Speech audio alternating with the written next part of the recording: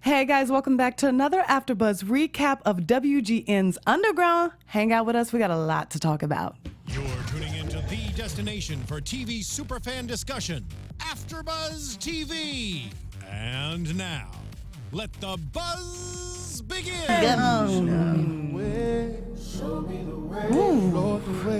Ooh, I'm into this. All right. Why y'all look scared? Hey guys, welcome back to another AfterBuzz recap of WGN's Underground. I'm Lina Green. What's up, everybody? And you can find me on social media at just Lina Green on all social media outlets. Hey, Elayna here. You can follow me on all social platforms at hey_it's_lay.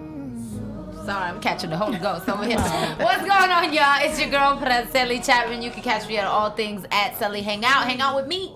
And you guys can catch me on Instagram and on Twitter at Lynneisha_33.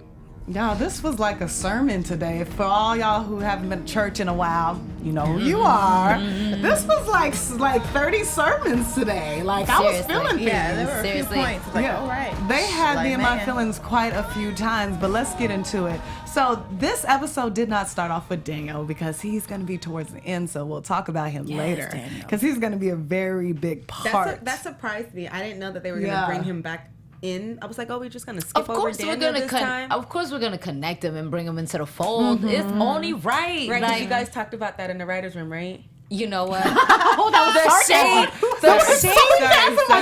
Sorry. Oh my God. It was an accident. I plead the blood of Jesus. It was an accident. Jesus. You know what? We're going to give her some grace and mercy today. Lord Jesus. Okay, because something's going on with her. We don't know what.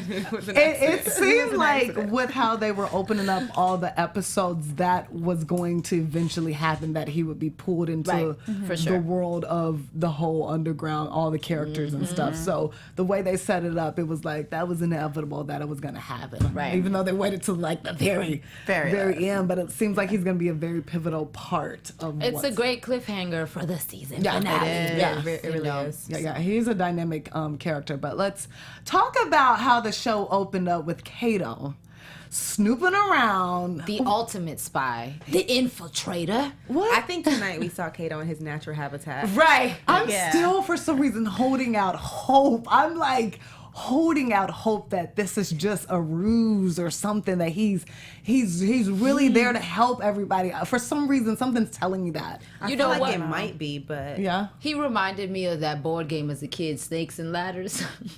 Because he's like,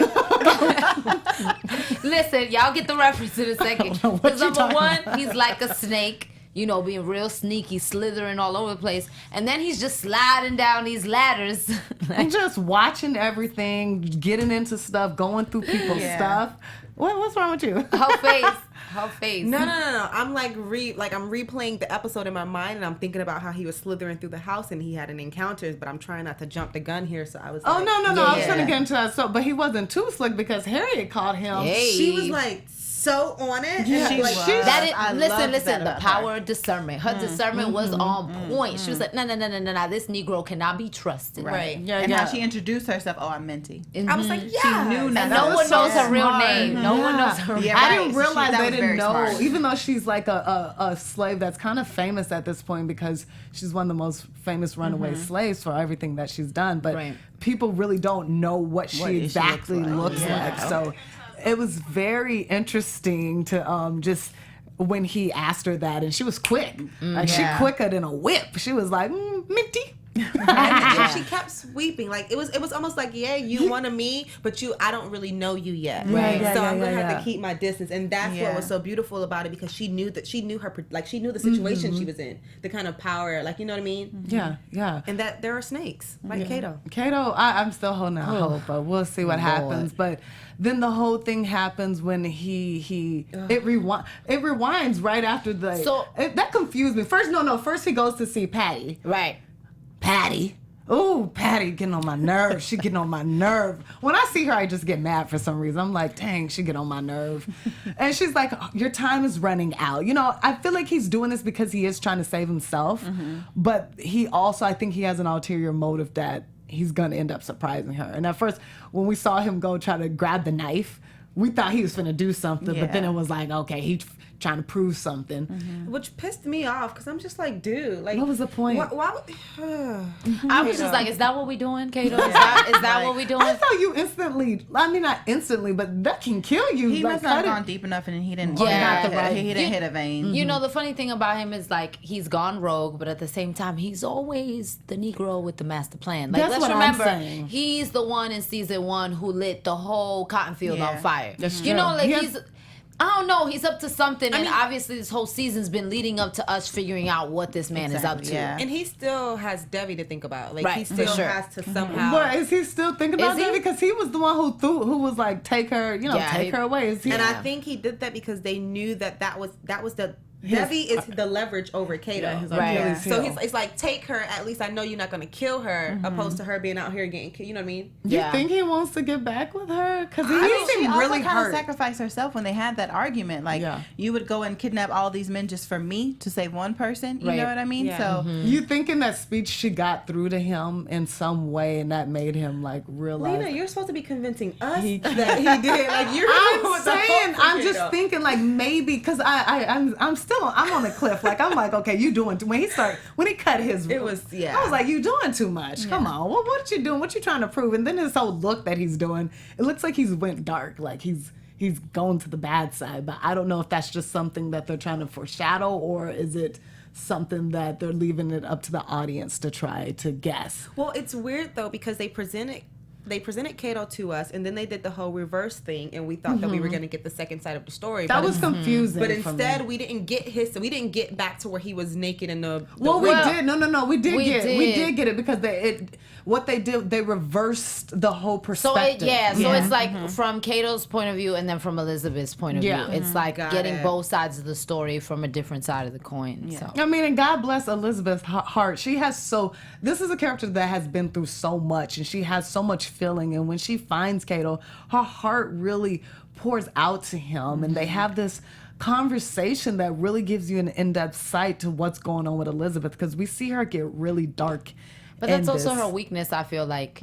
I mean, it's a gift and a curse, right? Her empathy and her compassion, because it almost got her killed. But at the same time, I feel like Kato inspired her. Like that whole... inspire or put something in her that is not... I light a fire in her, whatever you want to... Yeah. But him saying, become the monster that came to eat you, I feel like that made her really think. And it definitely...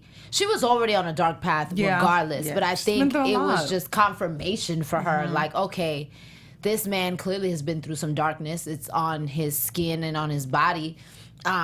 So yeah, it's time for me to do some damage too. I think that gave her fight though. Like, although she was already going over edge and she was being a little dark, I think the fact that he said that kind of gave her back her control over how she's feeling and what she's doing. Now she feels like, I was glad to see her talk about this because you always see that inner struggle in her. Yeah. And finally, I think it's that tipping point where I can't take this anymore. Too much has happened.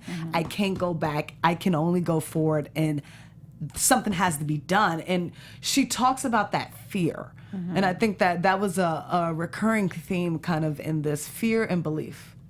Like this duality thing. You have fear on one side. It's like feeding the demon, feeding this animal on each side. And she doesn't want to play into this fear, but she talks about how she always has this fear of like, what if they come after her? They did whatever they wanted to do, whatever they wanted to do, and then Kato talks about how that's how slaves feels every day. Every day. They can do whatever they to the body, to my body, to my body. I just read that book with God. What is that book? Ta-Nehisi Coates. I'm not sure. Oh my God, are y'all serious? And he talks. I've heard of it, but I haven't read it. He talks about the body. He even talks about what's going on today in today's world with the shootings stuff. He talks about how there's a helplessness. Think about that times 10 back then. Right. Because you're a slave and you have no rights. You have nowhere to go. And I think that was such a pivotal moment for Kato's character because you see, like, he's being driven by something too. Yeah. This fire. And so is Elizabeth. Who's going to get burned up? I don't know. But I kind of want to know what our fans are thinking about Kato this episode. So if we could pull up the chat, that would be great. Miss Chris Brown says Kato can kick rocks if he ain't down, if he doesn't have a plan in action to help others. I mean, I concur. Yeah, I agree. Listen, I respect that movement. I'm not even going to bring up the whole Kato, whose side are you on thing. I feel like we're gonna fight about this for like ever until the finale. Till the finale when we see what's finna go down. Right. But you've been pretty consistent with. I have, because you know me. I'm obsessed with duality. I'm obsessed when a character has such a strong. He has a strong stance on who he is. But they're writing the story like he's one thing, how we perceive him, but he's really something else. And I have this feeling that he really is something else than what they're giving us. Yeah. And so I can't wait to see what happens. And maybe I might be wrong. I don't know. You know, I'm not writing. I'm not behind in the writing. You're not in the writer's room the way I am. I'm clearly in the writer's room. I want to be wrong only because I feel like we connected with Kato at the end of season 1. So I want to be wrong and think that he's, you know, I want to, but and season 2 too. We connect. This is but I'm talking about the last episode when he stood up and was like, "I want to make a." It was kind of like this. I want to make a change, kind of speech.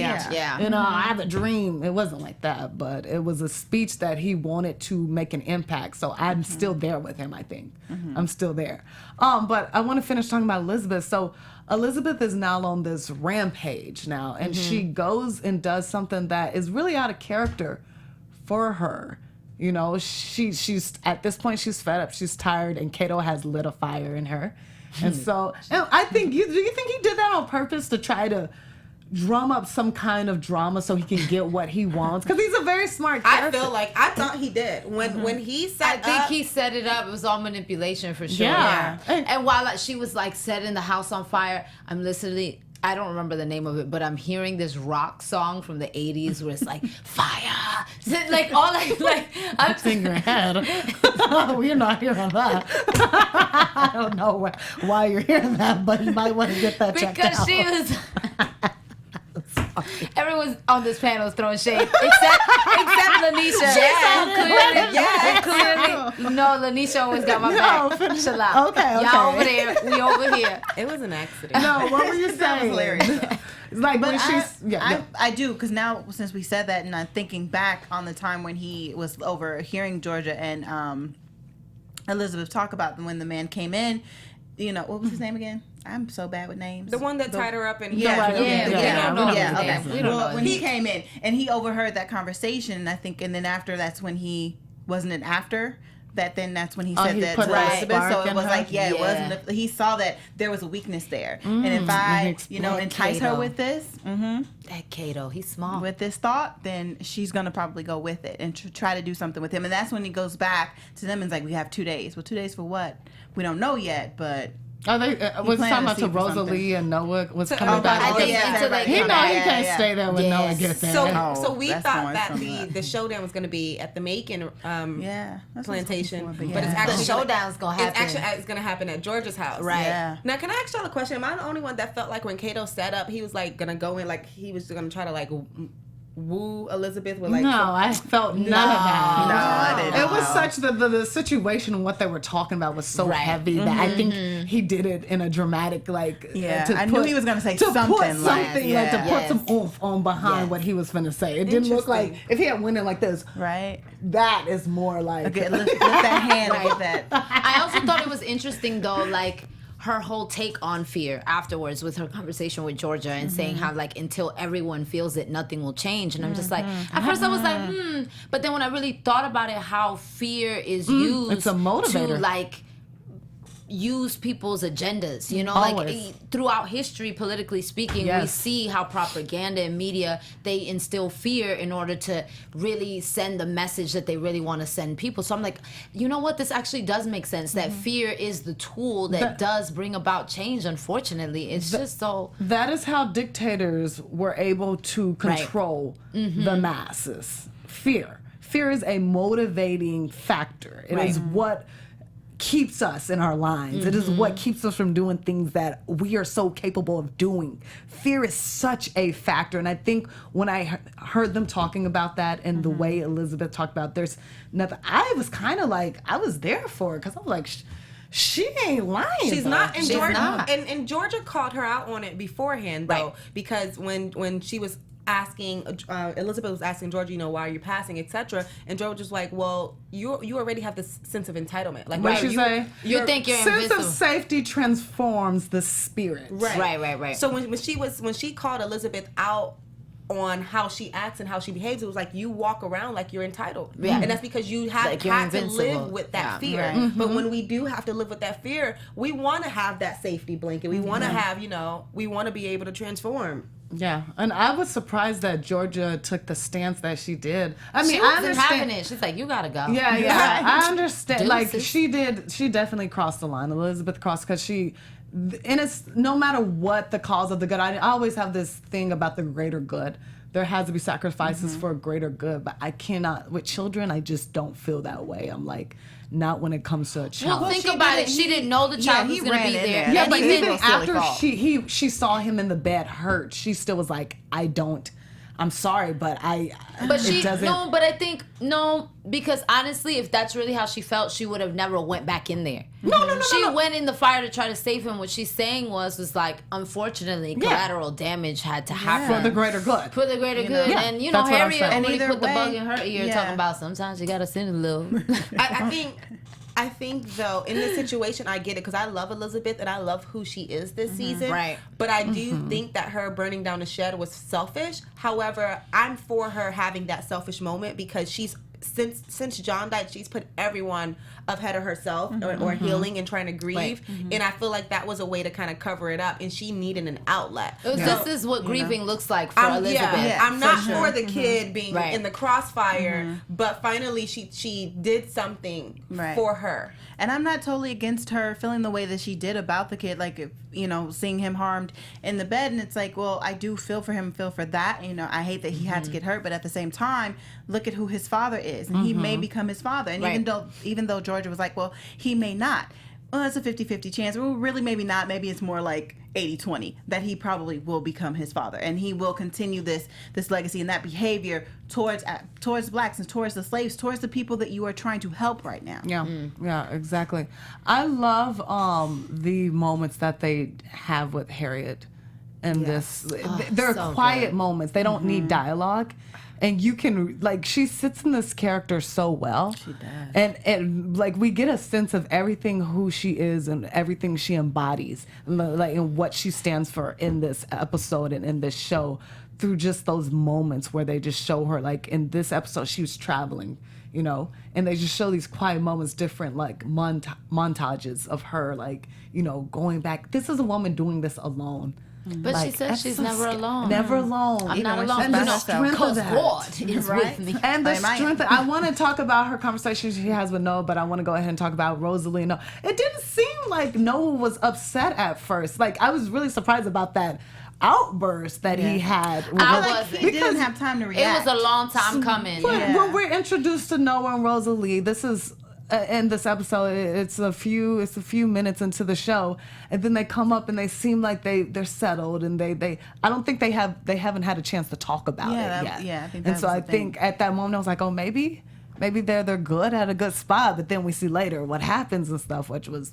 I feel like I knew it was gonna come, and then I was waiting for it. Journey last night at the for your consideration Emmy screening, she kind of hinted to it, because like I got choked up and I was like, oh, you guys are gonna get engaged. And I was like, wait, no, they already happened. And she was like, no, but we are finally gonna kind of have that conversation about the baby. So what's interesting is that Noah's my favorite character tonight. Like, oh, really? Everything that he embodied this episode was just like good for you. Like, wow. It's like, what I've been wanting to see. It was powerful. It was very powerful. And from his Harriet moment to him confronting Rosalee and like, I know some of the things that he said was hurtful, but I think that she needed to hear it. Yeah. Because it's going to aid in both of them growing. Well, before we talk about that moment, I want to talk about the moment he had with Harriet. Which was so powerful. Which was Harriet had. So powerful. It's that moment of... Listen, God. Listen. Let him use it. Let him use it. She was going to get it out of him. Harriet was like, just... Because that's so many people, right? They think that... It's what they can do with their own hands and by their own strength and what they can see. And And faith is the belief in things unseen. And so to a certain degree, he has no faith. Like, I was like, wait, Noah don't believe in God? Like, I don't think it ever clicked to me till right that moment. I'm like, wait, Noah is an atheist? But you have to think, when you're going through something like this, you're like, if there's a God and he is allowing something like this to happen, you think, well, I don't want to know this God. Right, for or sure. B, think there is no God. Right. So you have to understand the circumstances. Even though there was a lot of slaves that they prayed and they had their Bible service and stuff, but there were some that, like, this is a horrendous thing that's happening to you. And I think that's why it made me smile, though, because like, when we were watching the show, you said Noah doesn't believe in God, and I was just like smiling at the screen. And I think that because we had a moment. Because I think that the fact that they made Noah into this person who didn't believe was genius. Yeah, because for sure. So far from the show, we've only gotten the believer's perspective. We haven't gotten the perspective that Noah, has,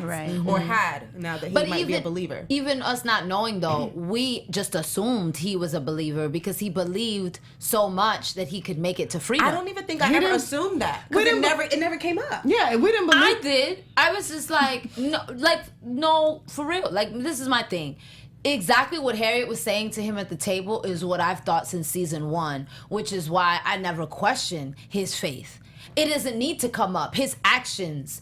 Like, you don't have to talk about God all the time for people to know that God is in you. So I just felt like the way he was moving, come on, he had the leadership. Let's come together. But he was something that he kind of he had self-centered, but he had his. But he's human. He's not he's not God. Right. So what I mean in the sense of, like, he just believed that freedom was attainable to him, and just like Harriet said, well, how do you get that? Because everything around you, the circumstance you were born into, doesn't say that you deserve that kind of life, that's meant for you. So there's something on the inside of you, which I believe God is in you. So that's the God inside of you speaking to you. So I'm just saying, this whole rant is about the fact that I just believe that God was already in him. I already saw the God in him, so I didn't question it. Yeah, but he didn't believe that. Yeah. He didn't even. It wasn't something that he was even cognizant of, because But I didn't know that till this episode. I know in my heart.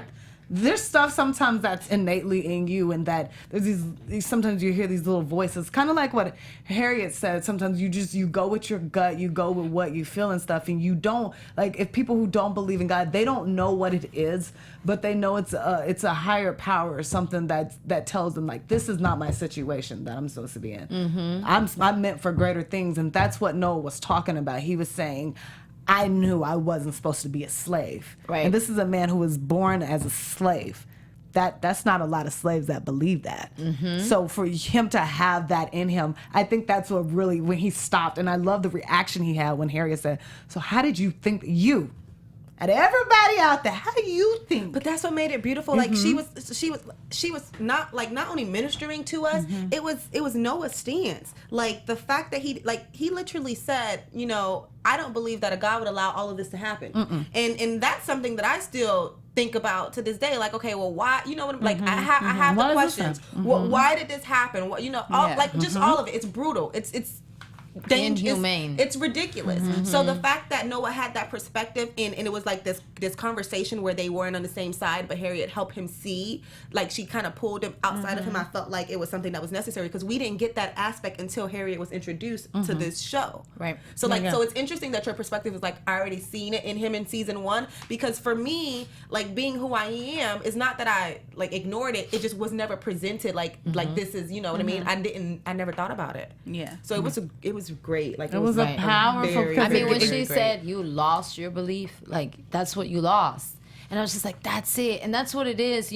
People see in us sometimes what we don't see in ourselves. And that's my revelation tonight, that I saw in him what he didn't see in himself. Yeah. And for her to pull that out of him, to make him say the words, I believed. Right. Yeah. You know what I mean? Because I think it's like, it's one thing for her to say, it's because you believed. It's because blah, blah, blah. For her to preach it to him, but for her to pull it out of him to make him say it out of his mouth. Right. Like, that's even more powerful. Yeah. For him to recognize Noah's character himself. is so dynamic in the way, because even like him, Rosalee, and James were traveling, and the way he talked to James, there's so much stuff that he says, especially like the conversations that he has with this little boy is so I was like, he's gonna be a good daddy. Oh my God. He instills in him about the man that you want to be, and I think that's and the choices. The choices. You your own master now.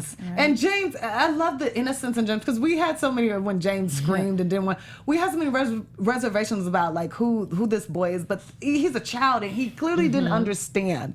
Like he didn't understand the ramifications of what he was doing and that it's temporary, that position that he was lost in his world. Yeah, I was actually surprised that when he came to, he did. And this whole journey, he hasn't tried. He's been real chill, and I'm like, what? Yeah. No, but he's a smart kid, and I think when he was asking all those questions, he was like, well, Mistress was teaching me to read too. Yeah, she was, but it's not the same. I love how Noah's like, it's not the same how you were living and the freedom that you're going to experience now. They're two different things. I love that James gets this Noah. Because had he encountered Noah in season 1, the relationship would be different. But from their very first encounter by the horse last episode, Noah's been talking to him like, are you laughing at the comments with Cora? I'm laughing at the comments. I know. I knew Cora wasn't going to make it. I did too. Honestly, this is going to sound really bad. That hurt me. This is going to sound really bad. You wanted it. Because when she was nagging. And just negative. I was like, Cora, shut up. That negative thinking can't get you nowhere. That bad energy. They have to get it out. Listen, let me tell you something. You got to get that thing at the root. They didn't have to shoot her like that, They though. did. Man, drag her. Like a scary movie. It was like, they was looking down at her, and then it was like, help me. And then all the blood. No, that part made my heart hurt. Brutal. It made my heart hurt. Sad. Because you didn't think that was going to be so close to home that they was going to find them like that. Yeah. And then be that close to them. Like, that was a lot. But She didn't take direction very well. No, and this is the thing. If you don't listen and follow directions, it gets you killed back then. Yeah. It just does. Like, there's no room for error or half-stepping. Like, you've never ran. You don't know what this takes. She does. Right. So shut your mouth and follow directions. You didn't, guess what? What was she doing? She just went out for a walk? No, we don't know. What was she doing? We don't know. But Didn't based they on tell- her mouth, she did something. Unfortunately, though, James needed this situation happen. He needed to see that. I think that was a wake-up call. I thought he was I going to was scream scared. at first. I was scared because I thought that once this happened, like the conversation afterwards was, "This is what you brought me into." Like I thought he was going to fight with them and have that reaction. I think he was scared, though. He was scared straight. Yeah. Like, that scared him Straight. straight. And it was almost Seriously. like, okay, now follow directions. That was Yeah. sad, though. Poor Yeah. Cora. Rest in peace, Cora. I'm so happy she gone. Oh, man. It's a show. It's a show. It's a fake character, not real life. She was just Well, all things went kapooey when that's not a word, is it? Kapooey. I feel like it's a word from your childhood. When Rosalee and Noah, you saw her just nod at you sweetly. Listen, I'm like, she's she don't going want. in. I'm gonna let her. She's going in for the I'm jugular. gonna let her make it tonight. When Rosalee and Noah have their showdown. Now, this was something I was waiting for, this showdown, because you could tell that Noah had a lot of angst in him and he needed to get this out. So it seemed like he was waiting. Like patiently. He was Listen, patient. when was that man patiently waiting. dropped that bomb and said, "You just like your father," I said, "Wait And a also, minute." like, you treated me like a slave. I was like, just that's leaving. right, too. That's it was right, like too. boom, boom, right? But just leading up to all that, it was like these are the things that I was asking myself throughout the, like, why couldn't you be up for this? Is someone you love. Like, I'm started a new relationship and You're in a relationship? Oh, guys, I don't want to talk about myself right now. That's I don't want to do that. you started a new relationship. But you know, but we talk about. Where's my tea Are when I y'all need done? Are y'all done? We talk about being honest, and when you're in That's like, nice. they have been through all the. I'm gonna keep going because y'all not finna get me That's off real of nice, this. Lena. It's not me this time. She got off already. It won't be us. Anyway, when you're in a, like, they've been through so much and that makes you closer and strong. There's a moment where she had a chance to be truthful with him. And we thought she was going to take it. And we thought, and you didn't take that chance, but you led him on, you lied, and then you deceived and made him thought that he was losing his mind because you didn't want him to touch you. There's ways of treating, especially someone that you love and care about.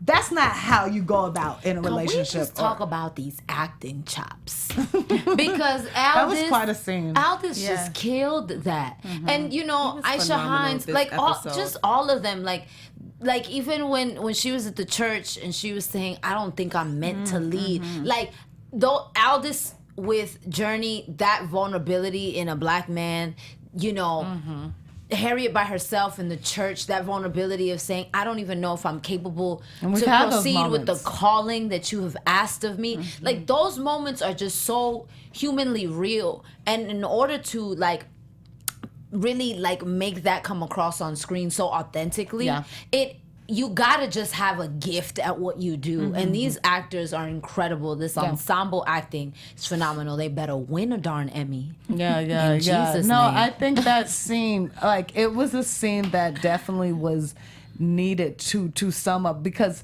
this has been happening since kind of the beginning of the season. And they built the anticipation in us. They built it. Right. And we also felt it. And once he found out, he was playing it so cool until he couldn't play it cool anymore. Even and I think before James woke up. I think we thought it was going to happen. It was a beautiful moment that they saved it and let it stew. Oh, they let it simmer. Oh, honey. They did. And they did that. And the words that came, you wonder what, as an actor, what he had to, like, his preparation at that moment to say all that stuff, to feel that hurt, to say, you treated me like a slave.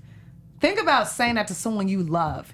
You treated me like I was so beneath, like I didn't matter, I'm beneath you. And that, I think it was such a pivotal moment. I'm very interested to see what happens to their relationship, because that kind of pain went deep.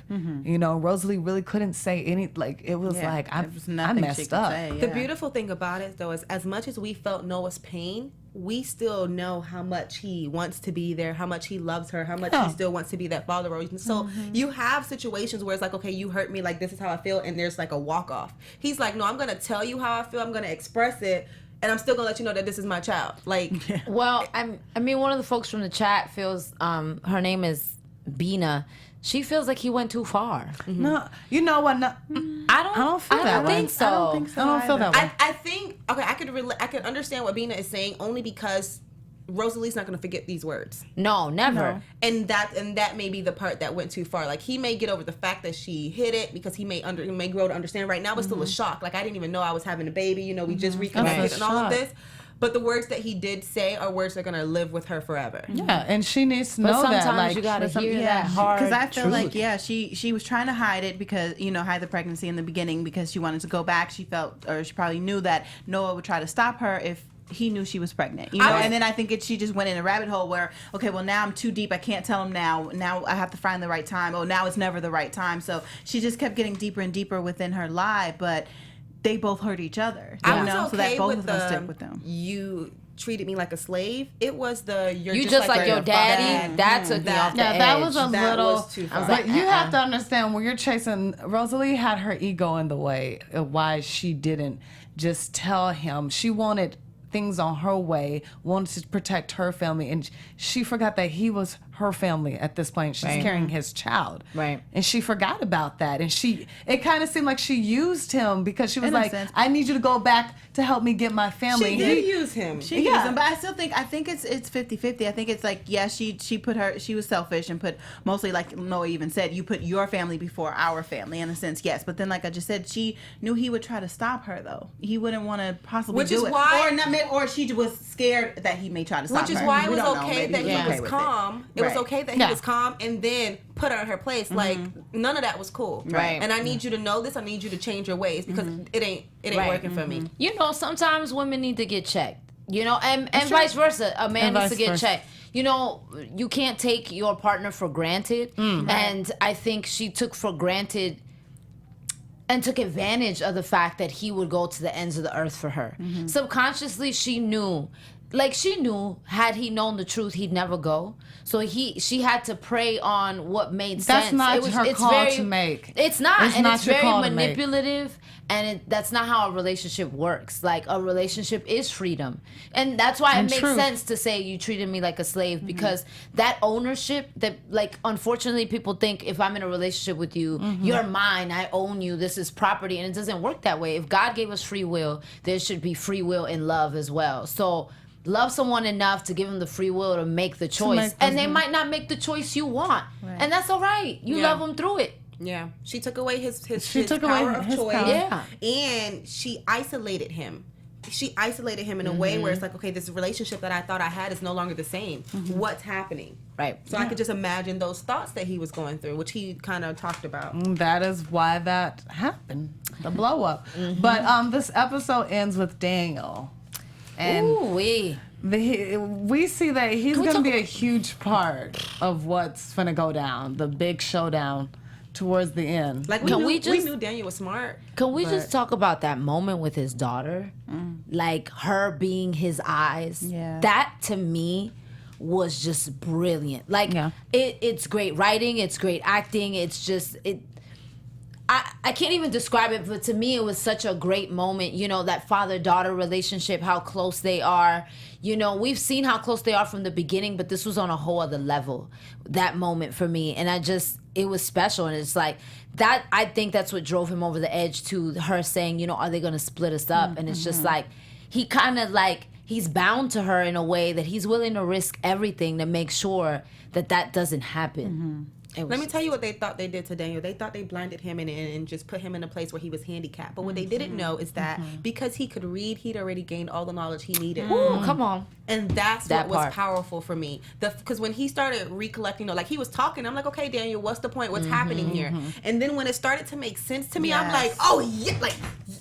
yes, like yes, you know what I mean? It was like that. The way that they brought it full circle was phenomenal. Because we were all kind of like, no, what? Where's he going? Okay, yeah. See how this plays you're gonna out. get yourself in trouble. You need to chill out. out. When he broke his bag, I thought he was gonna use it to strangle somebody. I didn't know what he was gonna do. I didn't know that he was trying to go repair. He's so smart that because he knew he didn't have his papers and he needed to find these cobblers to fix this, and it was just so smart because even when you're in, I didn't realize like he went to a territory where there were free slaves, but they still was checking papers on right. They're still checking you and stuff. So it was very smart of him to do that. But do we have any facts?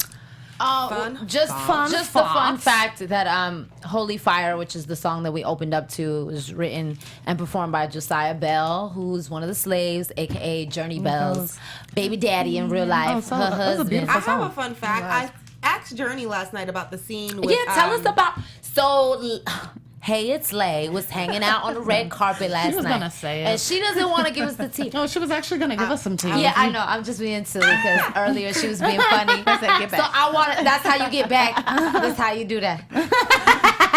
So I was curious because the last thing I had to go off of was last episode when we were so excited that Rosalee smacked James and threw her over the shoulder. Right. So of course I wanted to know about like what was that like? Was it really real? And she said that she actually hit him twice, like for real, and she enjoyed it. Like she said, I actually as the actor or as the character, she enjoyed it. That's actually a good question. That was a good follow-up question. I feel like she may say as Rosalee, but low key it was like, oh my gosh, this is so much fun. Yeah. Obviously they had to use some kind of special tool and it was not as hard, but still whacking somebody on set is pretty fun. Yeah. Pretty fun. Wow. Okay, let's get into some.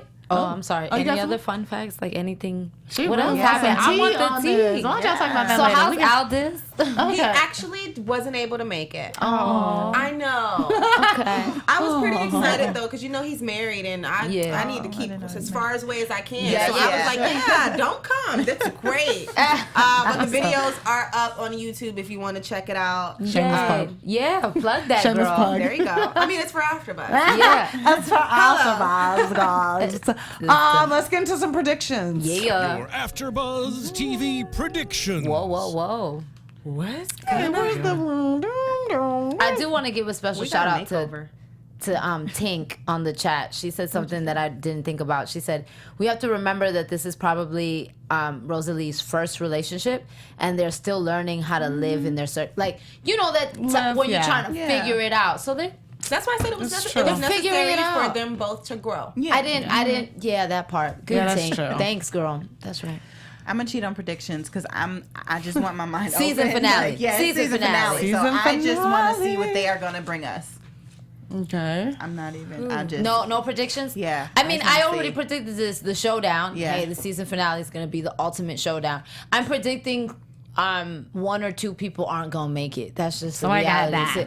People are dying next week. Sorry, I know there's power in the tongue, but and I'm speaking deaf right now. But someone on the show is dying, and that's my prediction, hands down.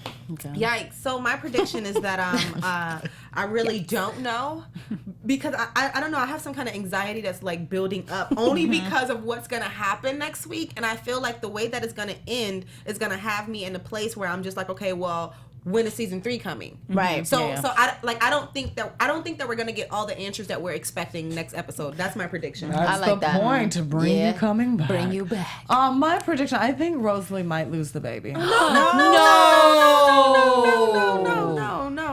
I don't want that to happen. Wait, that was really dramatic. I know. So I felt like I said I want to kill her. No, I was like, I think she might lose the baby. I think she'll go into labor. She might go into labor. I think from the circumstances that might go down, because this is going to be a showdown. I think Augustine is going to want his revenge, and I think that's the only how it's going to sate that hunger in him from her killing. No. You don't He's think, a good. I mean, I saw that Ernestine has flipped him. You know what? I've never lost the child. I've never lost the child, but I could imagine that it's painful and you just don't get over it like that. And he's a smart guy. I think he might let Ernestine think that he's cool with her or whatever. He might actually enjoy her company and stuff, but I think when he sees Rosalee, he's gonna have to get even just to make things right. And I think he might have a hand in something to do with it. And maybe that will... if that's the case, then, unfortunately, the baby survives, and then he tries to take or kill this baby. Because sell the baby to slavery. It'll be easy to kill Rosalee. It'll be much painful to you feel the suffering that I feel, and you live with that. I'm not excited about that, because he's gonna then have to feel the wrath of Noah. Of course. Hands and down. he might be the one and that might be season 3. Augustine is a great fighter, but I think when it comes with him and Noah, it's going to come to an end. You said something interesting when you were talking about the showdown, and it made me think that, like, my prediction could be absolutely wrong, but when I was watching the show, I feel like Daniel is not as blind as we think. I thought that. No, I think he can see blur, like he can. When they were because he kept asking, point me, and I'm like, point you. You can. Yeah. That's I thought he was doing that to like distract him so he can do something else, but he didn't. And then when they gave us his perspective, I felt like they gave us his perspective, and his perspective was blurred. So I was like, blind people, your senses become they get more. They heighten. They heighten, and so I think it could have been a perspective of his senses being aware of everything, like him brushing against people, and that sometimes it's like bats, right? That the sonar. I don't know the word, but what is and so that might have been that, because from the way they did it, looked like when you see that bouncing off, that could have been that, but they definitely did. I did think that. I did think that, because I was like, can he see, or has he been playing people? Because when he stepped down off the wagon, I was like, oh, is he stepping out cool and stuff? He's like, I got you, I'm finna get out of here. But then I was like, okay, no, he's still blind. But I think he's blind for real. Yeah, he's blind. Yeah. We have some pretty cool predictions from the chat room. Oh, we got predictions from the chat room. Miss Chris Brown says Elizabeth's gonna throw hands with Patty. I'd love to see that. Get a Patty. Get Patty. Valerie says she predicts that Noah's gonna kill Kato. Ooh. That would be crazy. I don't think I want that. Ooh, that's tough. No black on black violence. They can fight, but I don't want them to. I don't want that. They've been fighting since season 1. Yeah, but their fighting has been like two brothers who hate each other. Yeah. But they're like, I still got love for you, man. Right. Some people have predictions that August's son is alive. No, he was dead. But like they're saying his son is alive, people. A lot of people going in about it. So I don't know. He's not. Somebody tell me how y'all got that, because I don't. I missed that part. Yeah. That'd be cool though. Yeah. Kato kills Patty. That would be something. That'd be good. I want to see that. I want to see him hopefully somebody kills Patty. Right? Somebody, anybody. I want everyone in the chat room to grab a friend and meet us right back here next week. Yes. Oh, yes. Meet us here next week. Not here, but like on your computers and in front of the. You think they got time to come over here? You be saying stuff, and people, hey, you told us to come. Here we are. Okay, anymore? Nope, those are the predictions. Those are the predictions. And you guys tell me, where in the frick do you guys believe that August's son is alive? Where did I miss it? Because I missed that part. All right, guys. Thank you for hanging out with us for another recap of WGN's Underground. And we'll see you next week for that season finale. Yeah. And you can find me, Lina Green, on all social media networks at Just Lina Green. I was so excited about that too. Just Lina Green. And find me on all social platforms at hey_it's_lay. That's hey for horses. Oh my goodness. Hey. Was that a new What's going on, y'all? Thanks for giving me the answer that at the end of the season, August said he'll never walk again. So I'm going to look into that. Make sure you stay tuned and hang out with me at all things at Selly Hangout. And you guys can find me on Instagram and on Twitter at Lynneisha_33. Until next week. Bye. He's paralyzed. Is what they're saying. I think when you said that, I think I just remember that. He got paralyzed from the gunshot. From executive producers Maria Menounos, Kevin Undergaro, Phil Svitek, and the entire AfterBuzz TV staff, we would like to thank you for listening to the AfterBuzz TV network. To watch or listen to other after shows and post comments or questions, be sure to visit AfterBuzzTV.com. I'm Sir Richard Wentworth, and this has been a presentation of AfterBuzz TV. Buzz you later. The views expressed herein are those of the hosts only and do not necessarily reflect the views of AfterBuzz TV or its owners or principals.